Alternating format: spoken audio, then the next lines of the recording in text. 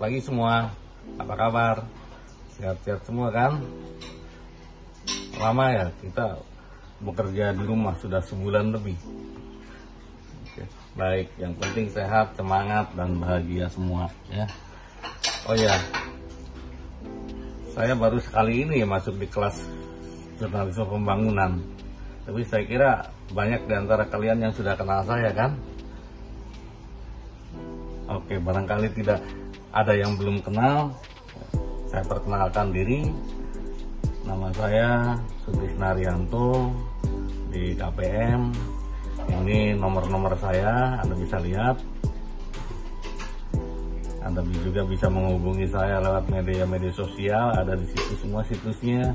Email saya ada di situ. Yang suka buka Instagram juga silahkan, ada di situ, Facebook dan sebagainya. Nah, pada minggu ini, minggu pertama setelah periode UTS, kita akan membahas tentang prinsip-prinsip dasar penulisan jurnalistik. Diharapkan setelah mengikuti pokok bahasan ini, mahasiswa mampu membedakan antara karya tulis jurnalistik dan artistik. Kemudian yang kedua, bisa membandingkan jenis-jenis tulisan jurnalistik. Yang ketiga, bisa menerapkan prinsip-prinsip penulisan media dalam media cetak. Yang keempat, bisa menerapkan prinsip-prinsip penulisan dalam media online. Yang kelima, bisa menerapkan prinsip-prinsip foto jurnalistik. Dan yang keenam, menerapkan format-format penulisan jurnalistik. Sesuai dengan capaian pembelajaran tadi, pokok bahasan ini ada 5 aspek yang dibahas. Dimulai dari ciri karya tulis jurnalistik, apa itu karya tulis jurnalistik itu, seperti apa ciri-cirinya, dilanjutkan dengan apa saja macam-macam tulisan jurnalistik. Setelah itu kita membahas tentang prinsip dasar, apa saja prinsip dasar dalam penulisan jurnalistik yang harus kita perhatikan. Kemudian yang keempat, dilanjutkan dengan aspek keterampilan teknis tentang foto jurnalistik dan ditutup dengan aspek teknis juga tentang struktur penulisan jurnalistik. Sebelum kita membahas tentang prinsip-prinsip tulisan jurnalistik, kita harus tahu dulu apa itu tulisan jurnalistik.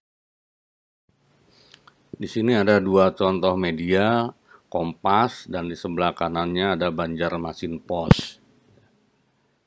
Orang mengatakan contoh-contoh tulisan di contoh Kompas ini sebagai tulisan jurnalistik, sedangkan yang di Banjarmasin Post di sebelah kanan itu disebutnya tulisan artistik. Apa bedanya? Apakah ada yang tahu apa yang membedakan kedua macam tulisan ini?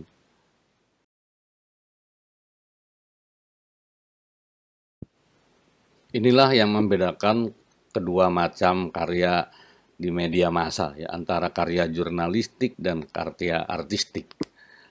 Di dunia media massa, biasanya karya-karya yang disajikan di sana bisa dibedakan antara 2 macam ini.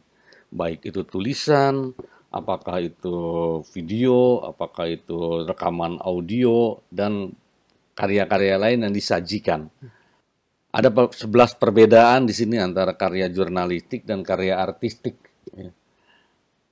Nah, kalau kita menyusun tulisan jurnalistik, maka tulisan jurnalistik ini harus memenuhi 11 kriteria ini, ciri ini, yang berbeda dengan kalau kita menulis untuk karya artistik. Karya jurnalistik itu lebih menekankan pada kualitas, ya, sedangkan artistik itu pada keindahan. Kualitas itu bisa dilihat dari isinya maupun dari kemasannya. Dari isinya, apakah sejauh mana pesan yang termaktub dalam isi pesan, dalam isi tulisan kita ini dibutuhkan oleh khalayak, dibutuhkan masyarakat. Ya. Setidaknya sampai sejauh mana materi tulisan kita ini menurut berbagai literatur ataupun rujukan atau kriteria yang bisa dipertanggungjawabkan selayaknya diketahui oleh warga masyarakat. Sedangkan kemasannya menyangkut pada bagaimana cara menulisnya, gaya penyampaiannya, gitu, gaya bahasanya, pemaparannya dan sebagainya, itu adalah kemasannya. Nah, jadi tulisan jurnalistik ini tujuannya adalah penyampaian informasi. Beda dengan karya yang artistik. Dia berusaha untuk menciptakan rasa puas di kalangan khalayaknya. Nah, karena informasi yang disampaikan, maka tulisan jurnalistik itu berusaha untuk memenuhi keingintahuan, bukan untuk memperoleh apresiasi yang diutamakan dalam artistik ya.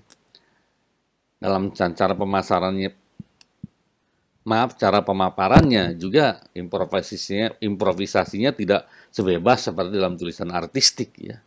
Ada kode etik yang mengatur bagaimana kita menulis jurnalistik ya. Sedangkan di artistik itu lebih pada kode moral lah, ya. Nah, dalam batasan-batasan itu sehingga gaya penulisan dalam karya jurnalistik, dalam tulisan jurnalistik itu tulisannya efektif ya. Gaya penulisan yang efektif. Tidak ya dengan gaya yang berusaha mempengaruhi pemikiran, menciptakan suasana tertentu seperti penulisan yang sinematik dalam karya artistik. Kalau kita uraikan seperlunya, lebih banyak fakta yang disajikan, ya berdasarkan fakta, menggambarkan kenyataan. Refleksinya juga naratif, ya tidak imajinatif seperti dalam tulisan artistik. Karena yang ditransmisikan pengalaman. Kalau dalam artistik kan apa yang kita pikirkan, kita sampaikan pada orang-orang. Nah, kalau ini pengalaman, apa yang kita alami, kita lihat, kita observasi, ya, kita alami. Dan indikatornya berhasil tidaknya sebuah tulisan karya jurnalistik itu lebih terletak pada kepercayaan. Orang yang membaca tulisan kita ini percaya tidak tentang apa yang kita tulis. Sedangkan yang artistik keasikan ya. Kalau mereka puas menikmati tulisannya itu sudah berhasil berarti. Hal kedua yang perlu kita pahami juga ya, setelah kita tahu seperti apa tulisan jurnalistik adalah apa saja jenis-jenis tulisan jurnalistik itu. Secara umum ada dua macam tulisan di media massa cetak. Berita dan satu lagi adalah opini. Berita itu ada macam-macam. Ada yang disebut berita langsung, straight news ya. Kemudian ada berita keras, ada berita lunak. Kemudian ada berita mendalam ya, depth, ya.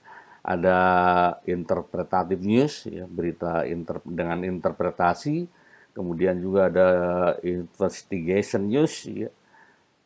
Kemudian ada feature juga seringkali orang memasukkan ke sini.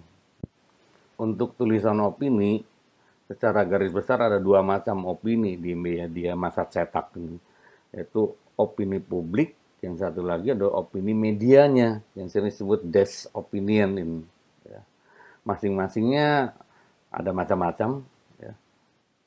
Desk opinions itu adalah pendapat atau opini dari media massa cetak itu sendiri yang disajikan di media dia sendiri. Ya. Macamnya ada, kalau Kompas itu ada yang disebut tajuk rencana, kalau di media Indonesia itu ada editorial, ada lagi koran lain menamakannya Jati Diri lah. Ada lagi pojok ya, atau ada rubrik-rubrik khusus itu yang disajikan oleh medianya. Nah, kalau public opinion atau opini publik, opini khalayak ya, masyarakat, itu ada yang disebut artikel, ada disebut kolom, kemudian ada karikatur ya, disajikan dalam karikatur, ada juga surat pembaca. Nah, itu contoh-contoh antara lain dari public opinion ini. Kita lihat saja masing-masing jenis ini. Untuk jenis tulisan berita, yang pertama ada yang disebut dengan straight news, ya. Berita langsung atau berita lempang. Seperti contoh yang disajikan di sini, ya. Tentang bentrokan di Cililitan. Dan satu lagi adalah data terkini dari situasi virus corona di Indonesia. Berita lempang ini adalah berita tentang peristiwa yang sedang hangat-hangatnya, sedang jadi viral, sedang banyak dibicarakan masyarakat, ya. Informasi terkini. Bahkan biasanya masih berlangsung, sedang berlangsung saat ini. Ya. Jadi beritanya ini mempunyai nilai yang sangat penting bagi masyarakat. Ya. Nah, berita ini biasanya ditulis dengan ringkas, lugas, apa adanya. Kalau berita lempang tidak banyak pembahasan-pembahasan. Ya. Kalau di surat kabar, berita lempang ini seringkali dijadikan headline yang paling depan, di halaman satu, paling atas itu. Dengan tulisan judul yang paling besar, itu headline. Kalau di TV, radio sering dijadikan sebagai berita utama. Dua jenis berita yang lainnya disebut berita keras dan berita lunak. Kedua jenis ini sebenarnya masih termasuk berita lempang, straight news ya. Nah, apa yang membedakan berita keras dan berita lunak? Apakah dari teksturnya, kalau dipegang-pegang lembut jadi disebut berita lunak? Saya kira bukan itu ya. Berita keras itu kalau isinya adalah tentang satu fakta atau fenomena yang update, yang sedang viral, sedang hangat-hangatnya di masyarakat, sedang banyak dibicarakan orang. Ya. Jadi lebih berkualitas, kualitasnya tinggi. Dan dianggap berita itu harus segera diketahui oleh publik, oleh masyarakat. Atau berita itu kalau disampaikannya terlambat, sudah tidak menjadi menarik lagi. Sehingga harus segera disampaikan. Itu berita keras. Kalau berita lunak, beritanya ringan, ya tidak terlalu penting, atau hanya sebagai pendukung saja dari berita utama, dan sifatnya ya tidak harus segera disampaikan, tidak takut keburu basi. Nah itu berita lunak. Ya. Itulah yang membedakan kedua berita ini. Berita mendalam itu adalah berita yang isinya ulasan tentang suatu peristiwa secara mendalam. Mengapa disebut mendalam? Karena ulasannya tidak hanya memberitakan apa, ya, tapi juga mengapa itu terjadi, bagaimana prosesnya, solusinya, akibatnya, sebagainya. Jadi dari berbagai sisi dia ungkapkan. Ya. Oleh karena itu berita ini lebih panjang, tulisannya akan lebih panjang, ungkapnya, yang diungkapkannya juga lebih tuntas. Ya. Misalnya liputan khusus tentang apa, di mana, kapan, mengapa terjadi, apa dampaknya, bagaimana ke depannya dan sebagainya. Itu satu contoh dari muatan sebuah depth news atau berita mendalam. Berita lainnya adalah interpretative news dan investigation news. Berita interpretatif itu juga sebenarnya straight news, cuma disajikan tidak dalam bentuk yang ringkas, singkat, lugas, tapi di sini lebih banyak informasi yang disampaikan. Dari mana informasi itu didapat? Katanya dari para pakar, dari saksi mata. Ya. Jadi fakta yang direkam oleh jurnalis di sini dimekarkan, ya. Dia mewawancari saksi mata, mewawancarai pakar, menanyai pendapat orang-orang sekitar situ. Penulisnya juga melakukan penelitian, observasi. Ya.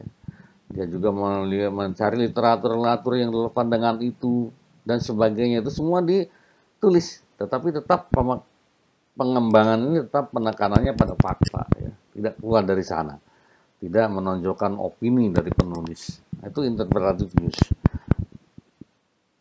Kalau investigation news itu adalah berita yang ditulis berdasarkan hasil penyelidikan secara khusus. Ya.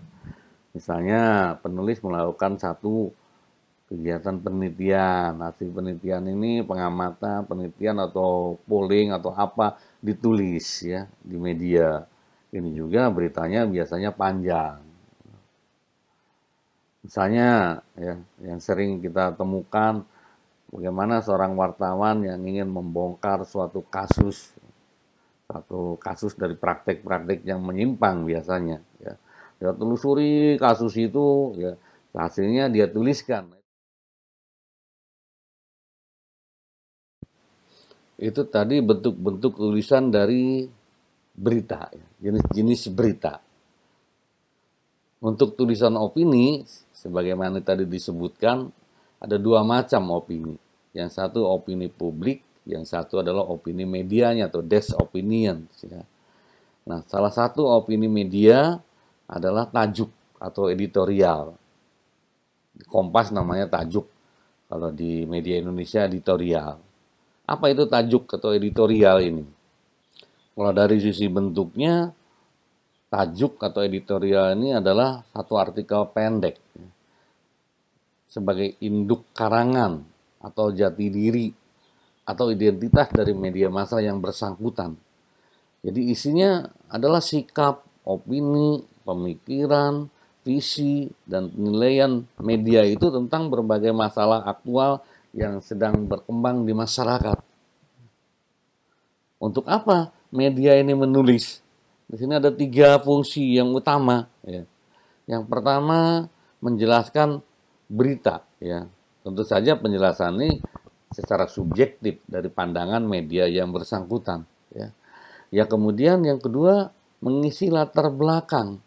Jadi menunjukkan berbagai kaitan permasalahan yang terjadi yang disajikan dalam media itu. Ya. Mengapa permasalahan A dan B ini banyak diberitakan, kaitan-kaitannya bagaimana itu bisa diungkapkan pendapat media itu dalam editorial atau tajuk ini. Dan yang ketiga, fungsi dari tajuk atau editorial ini adalah untuk mengungkapkan sikap, opini, pemikiran dari media yang bersangkutan. Jadi mereka juga sebagai satu kelompok orang-orang yang ada di dalamnya, sebagai satu organisasi, sebagai satu lembaga, mereka juga punya pendapat tentang permasalahan yang ada. Jadi kalau yang dalam berita itu kan hanya menyajikan fakta. Jadi di sini opini mereka, bagaimana pendapat mereka tentang berbagai hal yang terjadi itu. Nah ini di sini ditulisnya.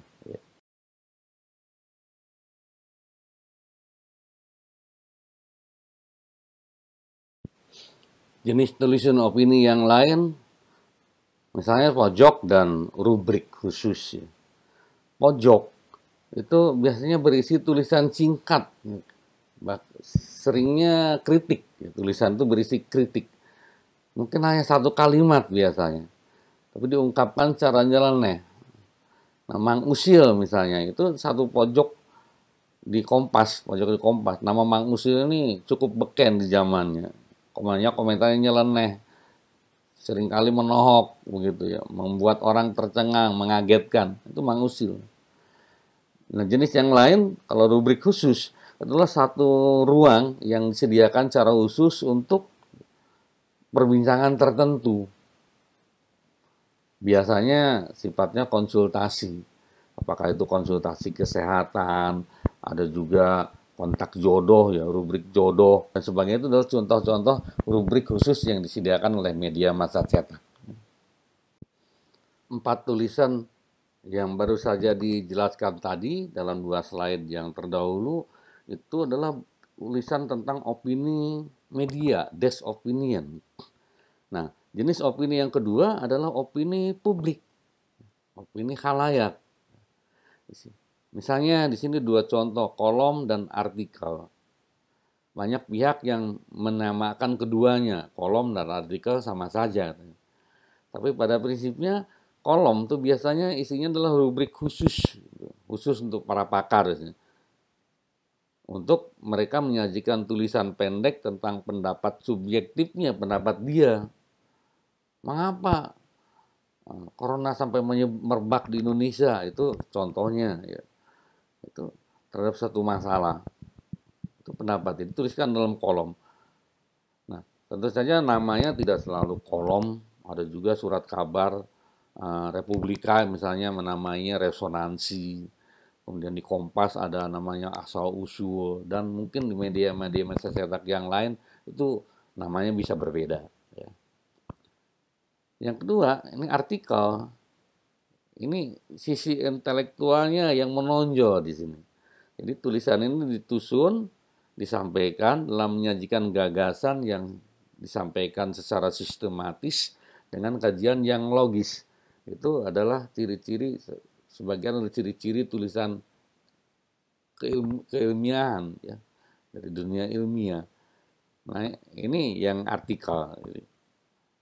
Mungkin yang lebih yang paling umum, paling bisa dilihat yang membedakannya dengan tulisan yang disebut kolom tadi. Dua jenis opini publik yang lain yang juga sering kita temukan di media massa cetak adalah surat pembaca dan ada lagi karikatur. Nah, surat pembaca ini isinya bisa saja pemberitahuan yang ditulis oleh pembaca, disampaikan secara terbuka karena ini di media massa, jadi terbuka siapa saja bisa baca. Ya. Mungkin isinya pengaduan, keluhan tentang pelayanan satu lembaga lah yang tidak benar dan sebagainya, atau apa perubahan cuaca dan macam-macam lah ya. Bisa juga berupa pertanyaan yang ingin memperoleh jawaban. Ya. Nah, ini semua ditulis oleh pembaca, disampaikan melalui media, dan kemudian dimuat oleh media itu. Itulah surat pembaca. Ya. Biasanya pengirimnya ini mencantumkan alamatnya, bisa juga dia minta dirahasiakan alamatnya, dan media itu memenuhinya biasanya alamat lengkap ada pada redaksi, ditulis seperti itu. Itu surat pembaca. Nah, kalau karikatur, kalau kita mendengar kata karikatur yang terbayang adalah gambar. Ya.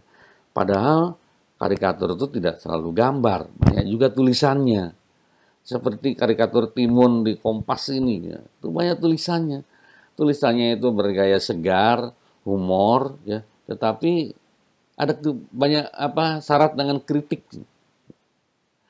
Jadi kritik disampaikan dalam bentuk satir, bernada satir. Orang yang ini pasti akan merasa ya, disinggung. Jenis tulisan yang lain itu ada yang disebut tulisan ilmiah populer. Ya. Banyak pihak yang memasukkan tulisan ilmiah populer ini ke dalam dua jenis tadi, berita atau opini, tergantung apa isinya ya, dan bagaimana menyampaikannya. Tapi ada juga pihak yang lain memisahkan tulisan di jenis tulisan yang dalam jenis sendiri, tulisan ilmiah populer, karena mereka menganggap, para ahli ini menganggap tidak bisa dimasukkan ke sana. Misalnya dua jenis ini, ada artikel ilmiah populer dan ada resensi. Artikel ilmiah populer ini tulisan yang disusun berdasarkan hasil dari sebuah proses ilmiah, misalnya sebuah penelitian, sebuah eksperimen, ya. Tetapi tidak disajikan secara kaku, tidak kaku penyajiannya seperti laporan penelitian, tidak begitu, ya. Sifatnya umum karena ditujukan untuk konsumsi publik. Misalnya khasiat tersembunyi di dalam jengkol misalkan. Nah, itu bisa disajikan bentuknya ilmiah populer ya. Jadi tulisan ini disampaikan berdasarkan berpikir deduktif, induktif atau gabungan keduanya, tapi dibungkus oleh opini penulisnya. Ada ditambahinya pendapatnya, mengapa dikaitkan dengan permasalahan, dengan kebutuhan masyarakat dan sebagainya. Itu artikel ilmiah populer. Yang satu lagi, resensi, itu isinya adalah ulasan. Biasanya yang banyak ditemui di media massa cetak, ulasan tentang sebuah buku, tentang lukisan, tentang hasil karya seni seperti patung, sebuah lagu, aliran musik tertentu, dan sebagainya. Itu resensi ditulis. Ini isinya pendapat dari penulis, ya, subjektif penulis tentang apa yang diulasnya itu. Itulah resensi.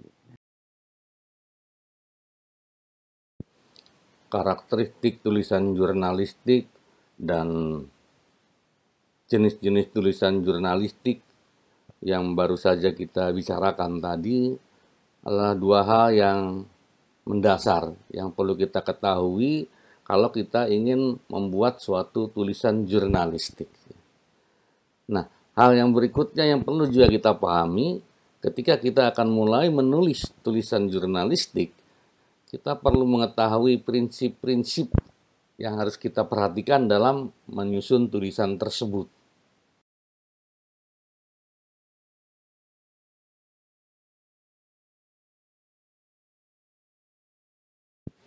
Kalau kita membuat tulisan jurnalistik, pertama, tulisan kita ini harus mempunyai karakter sebagaimana seharusnya tulisan jurnalistik itu.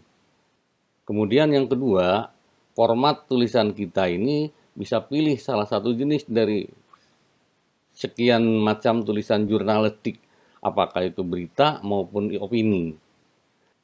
Nah, jenis-jenis tulisan jurnalistik maupun ciri-ciri tulisan jurnalistik sudah kita bahas. Selanjutnya, ada hal-hal yang perlu kita pahami dalam memulai menyusun tulisan jurnalistik. Ada beberapa prinsip yang harus kita pahami agar tulisan kita ini tidak menyimpang dari area jurnalisme. Ada 9 prinsip dasar jurnalisme yang perlu kita pahami. Pertama, jurnalisme itu berdasarkan kebenaran. Kemudian kesetiaannya kepada masyarakat. Disiplinnya harus disiplin, maksudnya dalam verifikasi, kemudian menjaga independensi, fungsi monitor independen, forum diskusi publik, menyajikan berita secara menarik dan relevan, kemudian komprehensif dan proporsional, dan terakhir ke-9 adalah hati nurani. Prinsip yang pertama, tulisan jurnalistik harus berdasarkan kebenaran. Kebenaran di sini tentu saja kebenarannya kebenaran jurnalistik, bukan kebenaran mutlak. Bukan juga kebenaran filosofis. Bukan juga kebenaran hukum dan kebenaran yang lain, tapi kebenaran jurnalistik. Artinya benar yang dibuktikan dengan disiplin verifikasi tadi. Jadi di dalam menulis kita secara disiplin dan profesional berusaha mengumpulkan fakta yang betul-betul memang ada, terjadi, kemudian memverifikasinya sehingga kita yakin betul bahwa fakta itu memang benar-benar ya, sesuai dengan apa adanya. Baru kemudian kita menyajikannya. Nah, menyajikannya ini juga harus secara adil, valid, transparan, kemudian sumbernya maupun metodenya. Jadi transparan itu tidak hanya metodenya, tapi juga sumbernya. Itulah yang dimaksud berdasarkan kebenaran dalam prinsip jurnalisme. Prinsip yang kedua, dalam menulis jurnalistik, kesetiaannya bukan kepada siapa-siapa, tapi kesetiaan kita harus kepada masyarakat, publik. Jadi kita tidak mewakili kepentingan sebagian orang, sebagian golongan, apalagi kepentingan pribadi.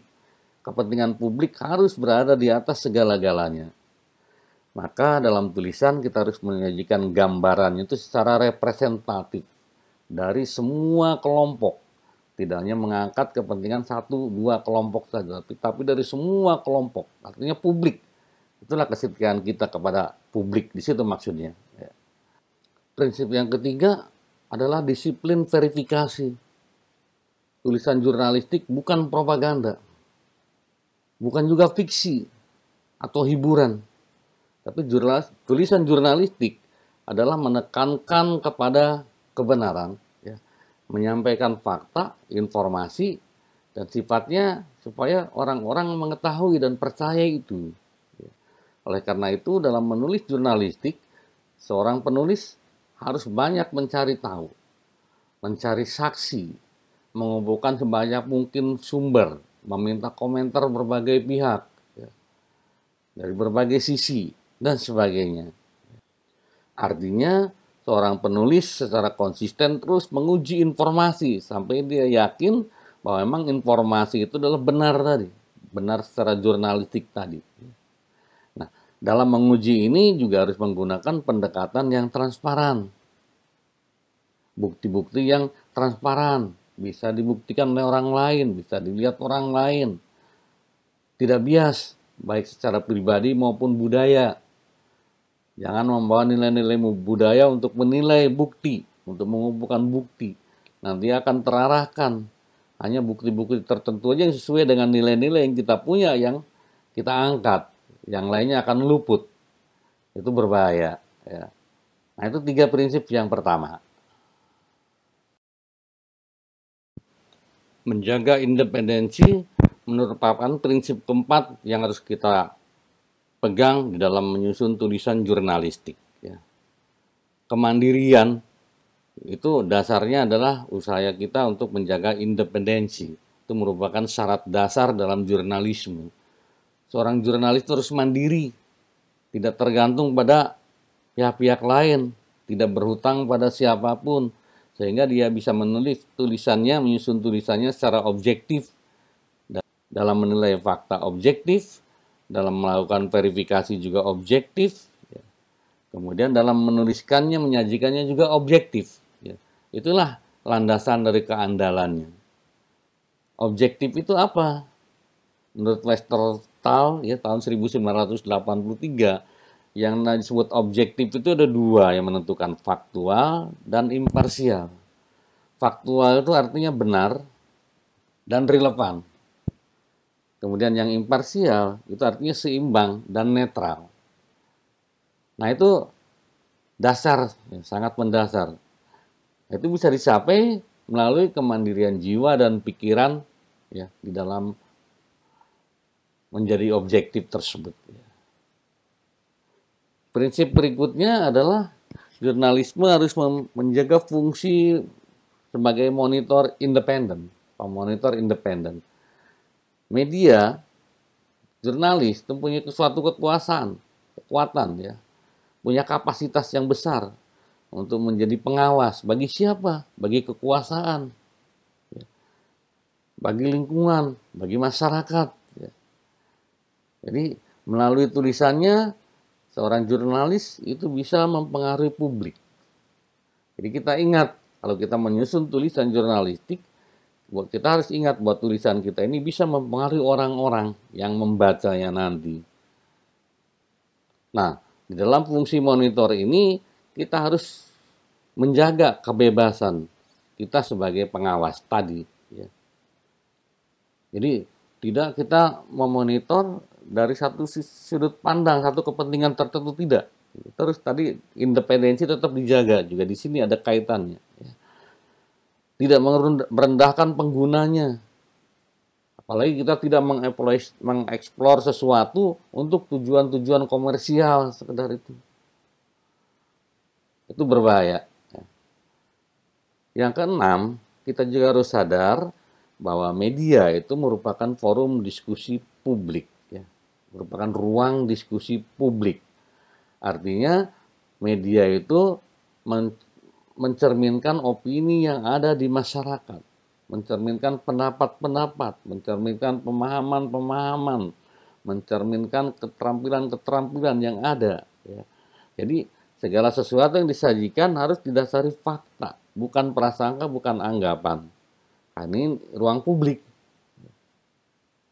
Jadi di dalam media tidak hanya menaungi sekelompok orang saja, tidak hanya menyuarakan sesuatu dari segolongan saja. Itu namanya bukan ruang publik, itu ruang golongan, ruang kelompok.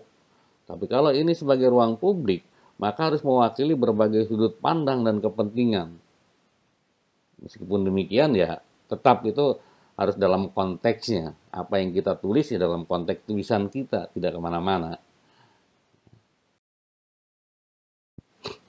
Prinsip ketujuh itu berkaitan dengan menarik dan relevan. Keduanya harus bisa dimunculkan sehingga menjadi nyata di masyarakat. Sesuatu yang menarik belum tentu relevan. Dan sesuatu yang sebenarnya relevan belum tentu menarik juga. Nah, bagaimana caranya supaya sesuatu yang relevan, artinya sesuatu yang sebaiknya diketahui oleh publik, oleh masyarakat, itu bisa menjadi menarik perhatian mereka. Nah, ini seninya kita dalam tulisan jurnalistik. Tulisan jurnalistik juga tidak bisa hanya untuk mencari sensasi. Tidak bisa, apalagi sambil mengabaikan orang lain, mengabaikan kepentingan orang. Pokoknya asal sensasional, tidak peduli. Itu tidak bisa. Stereotipi hanya mengandalkan informasi yang sangat sedikit, yang tidak cukup untuk menyimpulkan sesuatu, itu juga tidak bisa. Apalagi proporsinya lebih banyak ke hal yang negatif, itu tidak boleh, harus seimbang ya. Jadi kalau memang itu positif, angkat itu positif. Yang negatif, negatif. Kita tidak menilai itu positif atau negatif, tapi kita angkat. Biarkan publik yang membaca, yang akan menilai apakah itu positif dan atau negatif. Ya. Nah ini merupakan prinsip yang dianut dalam prinsip ke-8 ini, komprehensif dan proporsional. Dan terakhir yang ke-9 adalah prinsipnya hati nurani. Dalam menulis tulisan jurnalistik, kita tetap harus menggunakan etika. Kita harus menggunakan hati nurani. Jadikanlah hati nurani ini sebagai kompas moral. Artinya petunjuk arah, kemana kita harus melangkah. Kita bersuara, gimana kita harus menulis secara moral tentu saja petunjuk ini. Sehingga apa yang kita tulis itu, kita bertanggung jawab secara pribadi. Ya. Kita juga tidak boleh takut menyuarakan perbedaan. Kalau memang kenyataannya seperti itu, ada perbedaan, angkat, tidak apa-apa. Ya. Demi keadilan dan ketepatan. Jangan karena berbeda kita tidak berani angkat, padahal itu apa yang ada, akhirnya apa yang kita tulis, kita sampaikan itu menjadi tidak tepat. Itu juga menyalahi prinsip. Ya. Nah, 9 aspek tadi itu merupakan prinsip dasar dari jurnalisme. Selain 9 prinsip dasar tadi, ada satu hal lagi yang perlu kita ketahui. Perlu juga diketahui oleh masyarakat. Ya. Bahwa siapapun dari masyarakat akan mempunyai hak dan tanggung jawab yang sama. Ya. Jadi akan perlu mematuhi 9 hal tadi, 9 prinsip tadi ketika masuk ke dalam dunia jurnalistik. Mengapa hal ini perlu ditekankan? Karena sekarang ini banyak sekali orang berperilaku atau melakukan kegiatan seperti seorang jurnalis. Nah, mahasiswa saja, misalkan di hari libur, waktu sebelum harus tinggal di rumah seperti sekarang, datang ke game, naik sepeda statis 5 menit, habis itu selfie dia, jepret, foto, habis difoto, upload, ya, update status dia, ngegame dulu. Wow. Nah, kegiatan seperti itu adalah kegiatan jurnalistik. Artinya jurnalistik itu kan, jurnalisme itu kita merekam fakta, peristiwa, kemudian menyampaikan pada pihak lain. Itulah jurnalisme. Jadi mahasiswa yang selfie kemudian update status itu sudah termasuk jurnalistik, kegiatan jurnalistik. Ya. Jadi di zaman sekarang ini banyak sekali orang, hampir semua orang senang jurnalisme. Ya. Senang menjadi seperti jurnalis. Ya.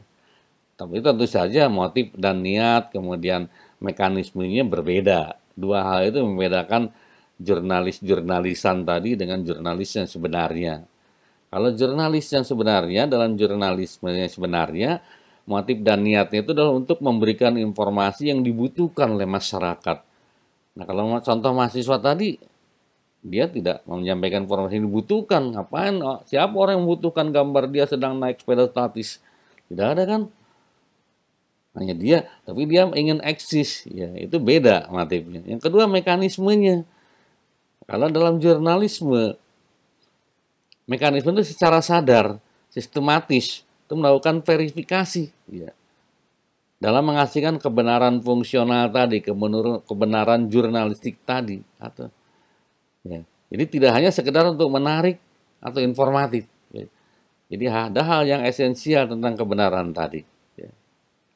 Nah, kalau kita merekam diri kita sendiri atau merekam orang lain atau merekam satu peristiwa kemudian expose di media sosial atau di media yang lainnya, kadang-kadang ya berarti kita kan, kalau kita merekam sesuatu, kita sebagai wartawan, kemudian gambarnya kita sendiri yang mengedit, kita sendiri yang mengasihkan, berarti kita juga produser, kita yang menyampaikan orang lain, kita juga sebagai distributor. Nah, itu terperangkap satu orang merangkap berbagai fungsi.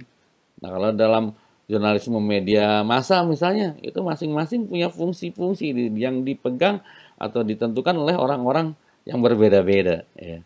Nah, itu perbedaan-perbedaan yang sangat mendasar yang harus kita pahami.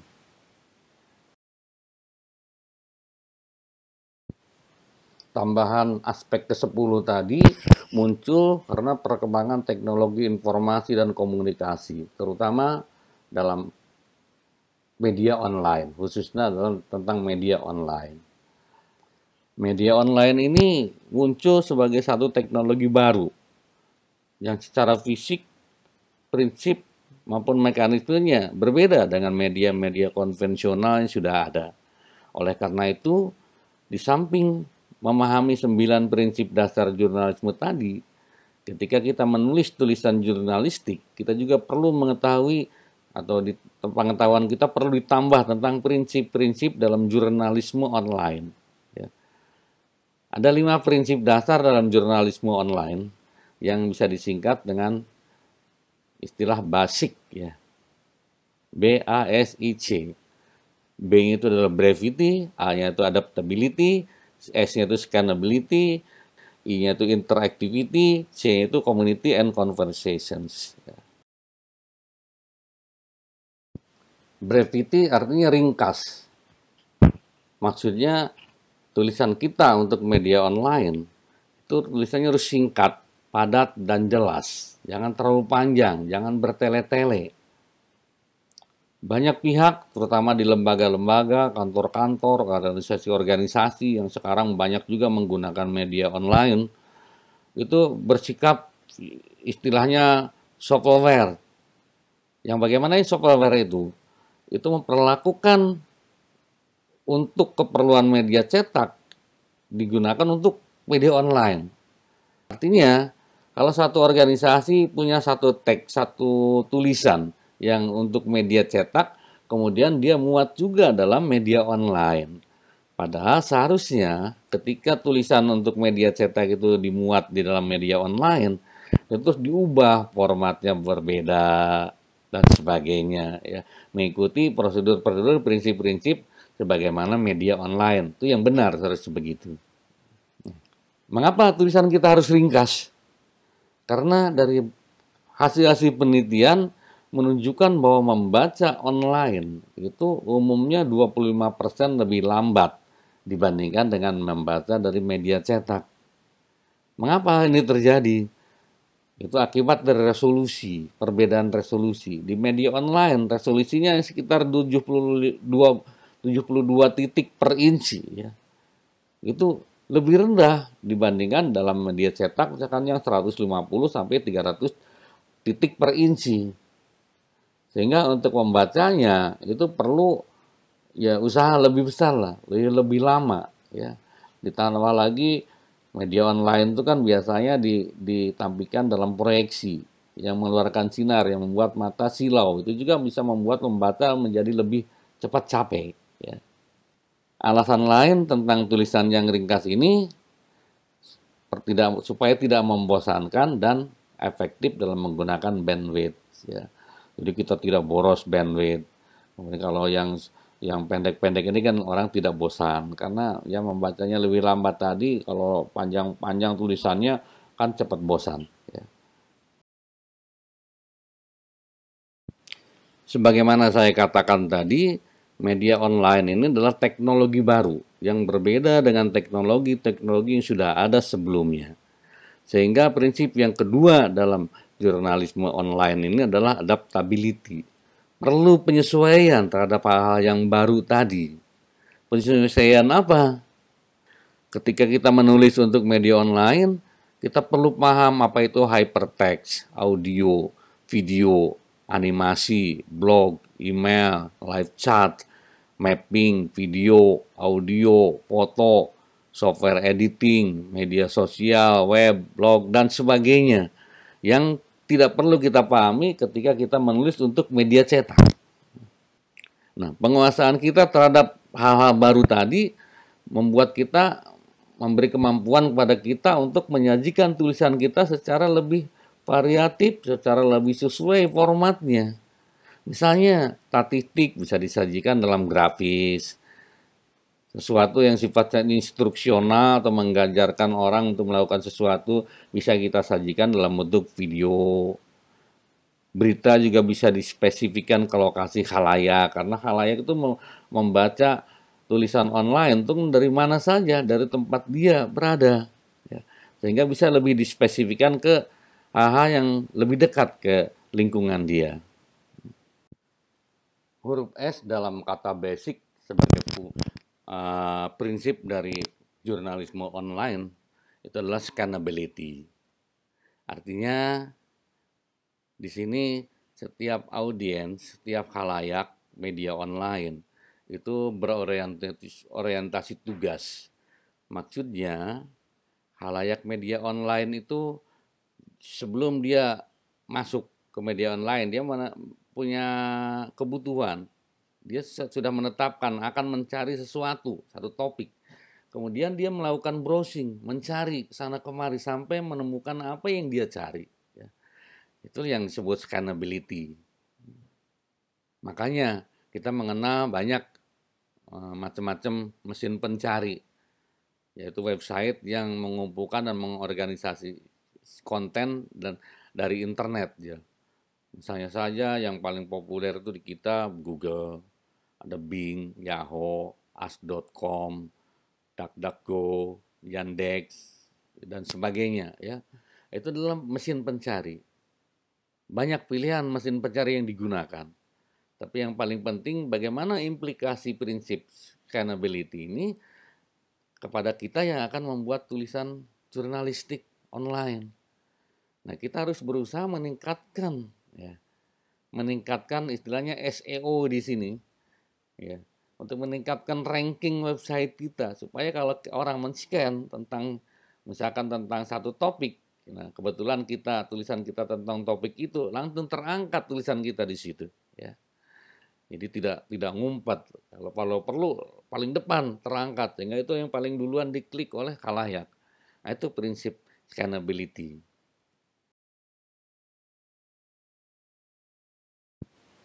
Huruf I dalam prinsip jurnalisme online adalah interactivity. Ini merupakan tambahan prinsip inti jurnalisme. Ya. Di samping netralitas, objektivitas, dan kebenaran yang sudah lama dijunjung dalam dunia media cetak. Ya. Khalayak media online berbeda dengan khalayak media cetak. Khalayak media online itu menggunakan perangkat sendiri, apakah itu komputer, ya, atau laptop, atau tablet, atau handphone. Ya. Jadi perangkatnya sudah khas. Itu baru jenisnya, belum spesifikasi masing-masingnya, sama-sama menggunakan laptop, tapi dengan spek yang berbeda, tentu saja akan berbeda. Menggunakan Mac dengan menggunakan laptop yang Windows sudah beda, ya. Caranya beda. Nah, kemudian ditambah lagi setiap khalayak punya keterampilan masing-masing, punya keterampilan sendiri, tingkatannya beda-beda untuk setiap orang. Belum ditambah lagi dengan kebiasaan masing-masing. Sehingga begitu dia membuka media online, perilakunya akan khas sekali sebagai individu dia yang berbeda dengan individu khalayak yang berbeda. Nah, kita tidak bisa mengontrol itu. Kita bisa kontrol ruang dan waktu, input dan output, itu saja yang harus kita usahakan. Artinya kita tidak mengontrol khalayak, tetapi kita ikut dalam perilaku dia. Oleh karena itu, ya, karena kita tahu khalayak kalau membuka media online begitu ketemu yang menarik dia bisa share ke yang lain. Kita juga harus memfasilitasi itu, ya. Bisa ada yang bagus, dia ingin punya, dia bisa download, kita juga harus memfasilitasi. Kalau kita tidak menyajikan sesuatu, ya, tulisan kita ini tidak bisa di-download, tidak bisa di-share, karena itu akan membatasi gerak khalayak. Jadi seperti itu interactivity. Jadi kita harus ikut di dalamnya, bukan mengontrol mereka, mengharuskan mereka melakukan sesuatu apa yang kita kehendaki, tapi justru kita ikut di dalamnya supaya pesan kita menjadi efektif. Ya. Yang terakhir, huruf C di dalam prinsip jurnalisme online itu adalah community dan conversation. Jadi intinya bukan media atau kontennya, tapi percakapan. Ya. Kalau media cetak itu kan dari media ke banyak orang menyampaikan, dari satu ke banyak. Nah, kalau dalam media online, walaupun kita ini satu orang menulis, tapi ke orang, tapi setiap orang memperolehnya dari hal yang berbeda-beda. Ya. Jadi khalayak ini aktif di sini. Khalayak itu tidak pasif mengkonsumsi saja konten, tapi dia juga tidak hanya mengkonsumsi, dia menggunakannya, bahkan memodifikasinya, memproduksinya, menukarnya dengan yang lain. Dia dapat gambar bagus, di-download, dia ubah gambar itu kan. Paling tidak ada di apa? Di cropping dan sebagainya atau digabung dengan gambar yang lain. Itu adalah perilaku-perilaku khalayak yang hanya ada di dalam media online. Tidak bisa dalam media cetak ya. Sehingga kalau kita menulis untuk media online, pikirkanlah, bayangkanlah khalayak kita itu seperti itu. Ya. Perilaku orang itu seperti itu. Jadi orang itu tidak lagi berbicara tentang apa yang terjadi, ya. Tetap yang apa mereka yang alami, ya. Tetapi orang berbicara tentang apa yang terjadi pada teman-temannya, bukan pada diri mereka saja. Ya. Ini media online karena mudahnya saling share, karena mudahnya saling berinteraksi, tidak terhalang oleh jarak, tidak terhalang oleh ruang, ya.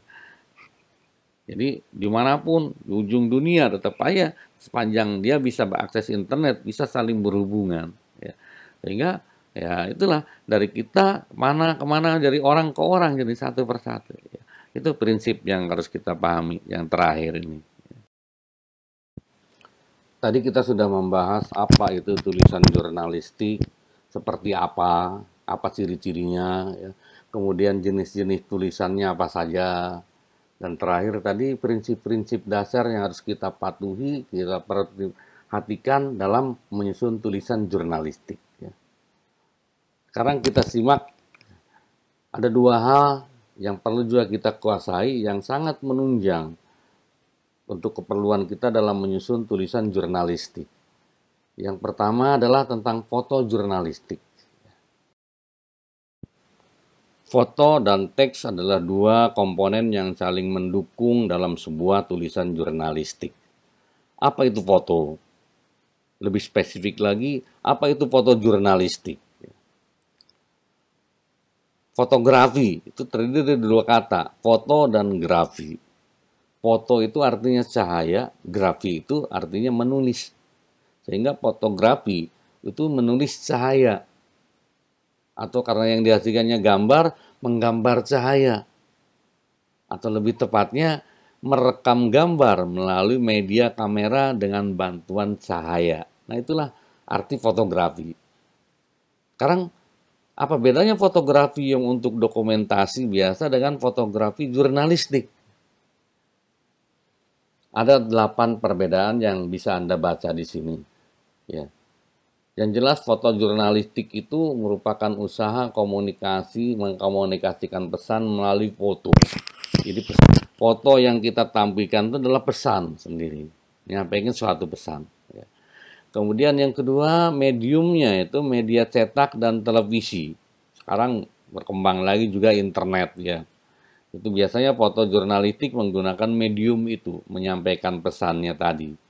Tidak disimpan di dalam album, tidak. Yang ketiga, foto jurnalistik itu merupakan kegiatan melaporkan berita, melaporkan fakta maksudnya di sini. Kalau fakta dilaporkan sudah menjadi berita, ya. Jadi menyampaikan berita. Yang keempat, foto jurnalistik itu merupakan perpaduan antara foto atau gambar dengan teks foto atau captionnya. Itu satu kesatuan tuh ya. Jadi fotonya ada captionnya itu merupakan satu kesatuan sebagai foto jurnalistik. Yang kelima, foto jurnalistik itu berhubungan dengan manusia. Ya. Jadi yang disajikan itu adalah hal-hal yang bisa menarik manusia. Ya. Kemudian yang keenam, foto jurnalistik merupakan komunikasi dengan banyak orang. Jadi kita harus paham itu. Kalau kita membuat foto jurnalistik, ingat foto ini akan kita sampaikan kepada banyak orang. Banyak orang berarti banyak kepala, banyak pikiran, banyak perasaan, banyak kebiasaan, banyak kemampuan pemahaman. Itu yang beragam sekali. Jangan sampai foto yang kita sajikan tuh bisa memunculkan makna yang sangat berbeda-beda. Apalagi maknanya bisa keliru, jangan sampai seperti itu ya. Kemudian yang ketujuh, foto jurnalistik merupakan hasil kerja editor foto. Jadi tidak jepret langsung dikirim, tidak, tapi diedit ya. Ada aspek-aspek yang perlu ditonjolkan, apa aspek-aspek yang perlu tidak tidak perlu kelihatan menonjol dan sebagainya.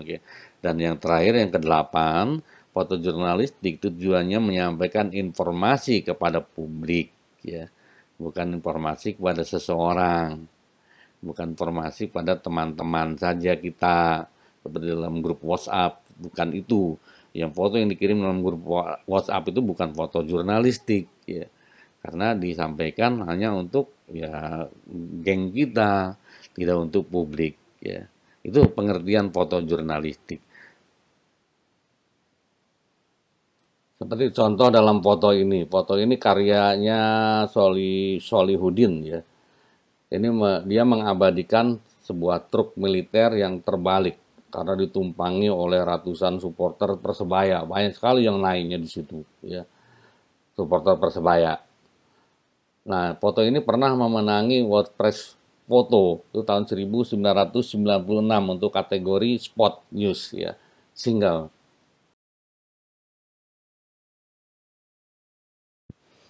Berangkat dari karakter foto jurnalistik tadi, ada tiga hal yang bisa menentukan nilai sebuah foto jurnalistik, ya, yaitu kesegeraan, public interest, dan sudut pandang. Ya. Kesegeraan di sini dalam arti penyampaian pesan tadi dan proses penerimaannya, pemaknaannya. Foto jurnalistik segera, dia menyampaikan sesuatu yang baru, up to date ya, yang belum diketahui oleh khalayak. Disampaikan secara cepat karena melalui media massa ya. Kemudian dari sisi penerimaannya, khalayak atau publik juga begitu melihat foto itu langsung paham, cepat ya. Dengan cepat langsung memahami maknanya apa dari foto itu kesegeraan. Kriteria kedua, nilai sebuah foto bisa juga dilihat dari public interest, sampai sejauh mana objek yang disajikan oleh foto itu menarik publik, menarik masyarakat, menarik khalayak. Ya. Semakin menarik perhatian khalayak, semakin tinggi nilai foto itu. Dan yang ketiga, sudut pandang. Sudut pandang apa yang digunakan oleh fotografernya. Apakah sudut pandang itu sama dengan sudut pandang khalayak atau publiknya atau tidak? Kalau tidak sama dengan sudut pandang publiknya, tentu saja foto itu akan dinilai tidak baik. Tapi kalau sudut pandangnya sama, menggambarkan sudut pandang publik juga, itu akan dinilai baik. Jadi kalau sebuah foto tidak memiliki nilai ini, ya kita sulit mengatakan bahwa itu foto jurnalistik. Itu sama saja dengan foto dokumentasi biasa. Ya. Nah, seperti foto di dalam slide ini, foto hasil karya Kevin Carter ini juga pernah memenangi Pulitzer Photo tahun 94 ya. Ini foto ini pernah viral di dunia maya. Coba menurut Anda, sudut pandang apa yang disajikan oleh foto ini? Ada banyak macam foto jurnalistik. Dilihat dari kategori maupun bidangnya. Berdasarkan kategorinya, ada yang disebut spot news ya, foto. Kemudian ada feature foto, general news foto, ada foto tokoh, keseharian ya tentang kegiatan sehari-hari, seni budaya dan fashion ya. Kemudian alam dan lingkungan, iptek dan olahraga. Itu yang umum kategori-kategorinya. Artinya kategori ini juga digunakan di dalam pemberian penghargaan foto. Jadi ada foto yang menang untuk kategori spot news dan sebagainya. Itu. Berdasarkan bidangnya ada macam-macam jenis foto. Ya. Ada foto war correspondence, ya, perang, ada olahraga, ada yang glamour, pin up, fashion, foto majalah, general interest, ya, yang ketertarikan umum, dan lain-lain. Itu bisa. Seperti contoh foto di dalam slide ini, karya Noel Celis ini pernah juga memenangi penghargaan tahun 2017 untuk kategori General Use. Fotografer ini berhasil mengabadikan over capacity dari penjara di kota Quezon di Filipina. Ya. Terakhir, hal lain yang perlu kita pahami tentang foto jurnalistik ini adalah aspek teknis foto. Apakah Anda sudah tahu apa itu komposisi, cara pandang, fotografis, ya, kemudian keseimbangan, background dan foregroundnya, kemudian framingnya, pencahayaannya, nada warna dan kontrasnya, pola dan garisnya, dan makna pesannya. Komposisi, bagaimana kita mengatur objek-objek itu dalam satu frame foto. Apakah misalnya pohon di samping itu perlu kelihatan tidak? Apakah di atasnya harus kelihatan ada kelihatan langit tidak? Nah, itu hal yang pertimbangan-pertimbangan dilakukan dalam mengatur komposisi tadi. Kemudian yang kedua, cara pandang fotografis, ya. Seorang kameramen kalau kita memotret harus memandang secara fotografis. Artinya jangan kita memandang menggunakan mata, ya, dalam tanda petik tentu saja. Bukan karena pandangan mata, tapi kita harus membayangkan bagaimana kita memandangnya menggunakan kamera. Ya. Jadi pandangan kamera akan beda pandangan mata dengan pandangan kamera karena sudut pandangnya sudah berbeda. Apa tuh lebarnya, horizonnya sudah beda. Ya. Lebar kiri kanan yang bisa kita pandang itu sudah berbeda. Nah, ini akan sangat berguna dalam menentukan objek-objek atau frame foto yang akan kita ambil. Terus keseimbangan kiri kanan atas bawah, ini mungkin kita bisa memperhatikan atau mempertimbangkan titik pusat perhatian manusia dalam satu frame, ya. Kemudian tentang background dan foreground, ataukah backgroundnya perlu jelas atau perlu agak kabur, ya, ditonjolkan satu fokus yang paling utama, itu pertimbangan-pertimbangan teknis yang perlu kita lakukan. Framing, ya, itu memframe itu seberapa jauh, apakah hanya 2 orang saja misalkan yang sedang berdekatan kita ambil, atau satu baris itu kita ambil, atau seluruhnya. Nah, ini termasuk framing, ya. Kemudian pencahayaan, perlu kelihatan terang tidak, atau terang dari satu sisi saja, itu pertimbangannya. Nada warna dan kontras, ya. Itu mungkin satu foto akan bagus untuk hitam putih, ya. Kalau misalnya kita memotret korban yang berdarah-darah, mungkin akan lebih bagus kalau dibuat hitam putih supaya itu tidak khalayak, menurut khalayak tidak terlalu vulgar atau apa gitu dan sebagainya, tidak terlalu menyajikan kekerasan, ya. Pola dan garis, ya, bagaimana itu objek-objek itu tersusun satu sama lainnya, ya, alurnya seperti apa. Kemudian dan jangan lupa terakhir makna pesan. Dari semua objek disajikan dalam satu foto itu harus bisa memunculkan satu makna yang sesuai dengan yang kita harapkan.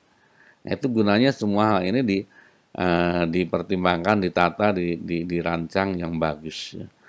Aspek-aspek teknisnya tentu saja akan lebih banyak dibahas dalam sesi praktikum nanti. Seperti contoh foto di sini, ya. Ini foto tentang seekor kera yang dijadikan apa? Kalau di kita topeng monyet, tapi ini di Cina, ya, di sana. Nah, ini fotonya hitam putih. Kemudian objeknya juga framingnya hanya orangnya juga sampai alat tasnya tidak kelihatan. Hanya kelihatan yang ditonjolkan adalah cambuknya. Nah, ini ada maknanya kan, ada tujuannya untuk mengapa fotografer menyajikannya begini, ya.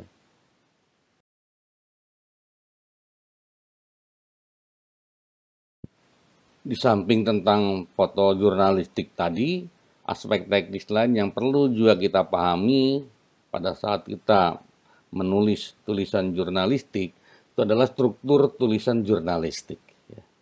Seperti apa strukturnya? Tentu saja berbeda dengan struktur. Dalam membuat tulisan jurnalistik, kita harus selalu ingat tentang 5W plus 1H ini. 5W ini adalah what, who, where, when, why. Dan H-nya adalah how. Jadi ketika kita mengamati sebuah fakta atau fenomena, ketika kita merekamnya, ketika kita mengemasnya, menulisnya menjadi sebuah tulisan, dan ketika kita menyampaikannya kepada pihak lain, pada pihak orang-orang, nah ini konsep 5W1H ini harus kita pegang terus. Jadi jangan hanya fokus siapanya saja, who-nya saja, jangan. Apa? Ya. Orangnya siapa, mengerjakan apa, melakukan apa, di mana, kapan, mengapa itu terjadi, dan bagaimananya ini. Ya. Jadi seharusnya bagaimana. Nah ini harus selalu kita ingat dalam menulis berita. Masalah mana di antara 5W1H ini yang paling ditonjolkan, itu ya tergantung faktanya dan fenomena yang terjadinya. Kalau kita memberitakan presiden yang sedang kegiatan presiden di Bogor di mana, mungkin who-nya, karena presiden itu ya sangat menonjol. Yang lain mungkin kadang-kadang kita menonjolkan why-nya, mengapanya. Mungkin kalau kita memberitakan akibat ketidakdisiplinan dan sebagainya. Nah ini tentang 5W1H. Hal lain yang perlu kita pahami adalah bagian-bagian yang membentuk sebuah tulisan jurnalistik. Secara umum, kalau kita lihat sebuah tulisan jurnalistik ini ya, tulisan jurnalistik itu ada 4 bagian. Yang pertama yang disebut dengan lead, ya. Yang kedua adalah jembatan, perangkai, lead. Yang ketiga adalah body atau tubuh tulisan, dan yang keempat penutup. Ya. Lead itu adalah satu paragraf awal, 1-2 kalimat ya di awal tulisan sebagai pembuka. Biasanya berisi sesuatu yang penting-penting, tapi menggambarkan keseluruhan isi tulisan. Kemudian setelah paragraf, ke kalimat pertama berikutnya perlu ada penghubung, perangkai. Ya. Jadi itu paragraf ringkas yang menghubungkan teras tadi, lead tadi dengan body tulisan. Ya. Yang ketiga, body tulisan, tubuh tulisan, itu adalah bagian intinya yang utama dari tulisan. Disinilah kita panjang lebar ya membahas atau menyampaikan materi tulisan kita. Dan terakhir, bagian keempat adalah penutup. Biasanya berisi satu penegasan kembali. Yang diangkat dalam penutup itu kita menegaskan kembali tentang pentingnya pesan dalam tulisan kita. Ambil yang penting apa? Ya. Yang paling penting, yang paling mudah diingat oleh pembaca kira-kira. Nah, itu yang ditempatkan sebagai penutup. Yang terakhir yang perlu kita ketahui, kita kuasai adalah struktur tulisan piramida terbalik. Tulisan jurnalistik pada umumnya menggunakan struktur piramida terbalik ini. Mengapa dikatakan terbalik? Karena digambarkan bagian atas itu lebih besar, semakin ke bawah semakin kecil. Bukan berarti beritanya semakin sedikit, bukan berarti materi semakin sedikit, bukan. Tapi besar ke kecil ini dalam artian kepentingannya. Tulisan dengan struktur piramida terbalik ini dimulai dengan hal yang paling penting, terus sampai menuju yang paling penting. Ya. Jadi yang paling penting ini jangan ditempatkan di akhir sebagai penutup, jangan. Di lead itu sudah dimunculkan di atas itu. Ya. Jangan juga di tengah-tengah body utama, jadi tidak klimaks begitu, tidak. Ya. Ini piramida terbalik. Ya. Nah ada 6 hal yang keuntungan yang merupakan keuntungan dari struktur piramida terbalik ini. Yang pertama, membantu pembaca yang sibuk. Jadi kalau kita atau pembaca yang tidak punya banyak waktu untuk membaca, dia membaca lead saja sudah punya gambaran tentang apa itu isi tulisan kita. Ya. Yang kedua, memikat pembaca karena menyampaikan hal yang seru-serunya, yang penting-pentingnya di lead yang paling atas. Sehingga yang paling dulu kelihatan, yang terbaca adalah itu yang serunya itu. Mungkin ada sesuatu yang menarik dia. Ya. Jadi sifatnya memikat. Ya. Yang ketiga, memudahkan redaktur. Ya. Jadi redaktur tuh kalau ingin memilih tulisan apa nih yang akan dimuat misalkan ya. Dengan lihat saja, baca aja bagian atasnya. Itu sudah tergambar kira-kira ini tentang apa isinya dan sebagainya. Jadi dia mudah ya. Yang keempat, memudahkan opmak atau pemenggalan teks. Kalau misalkan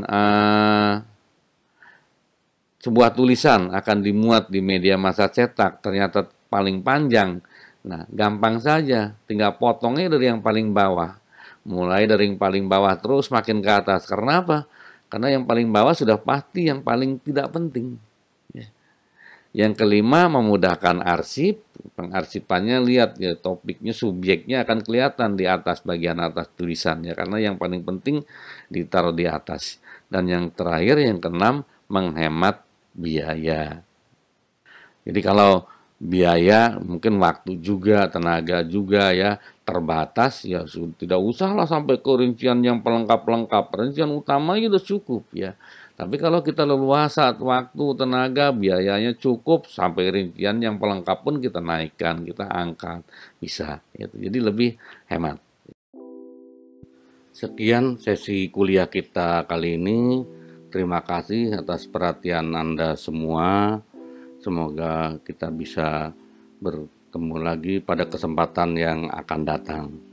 Semoga kita senantiasa dilimpahkan kesehatan, semangat, dan kebahagiaan. Sampai jumpa.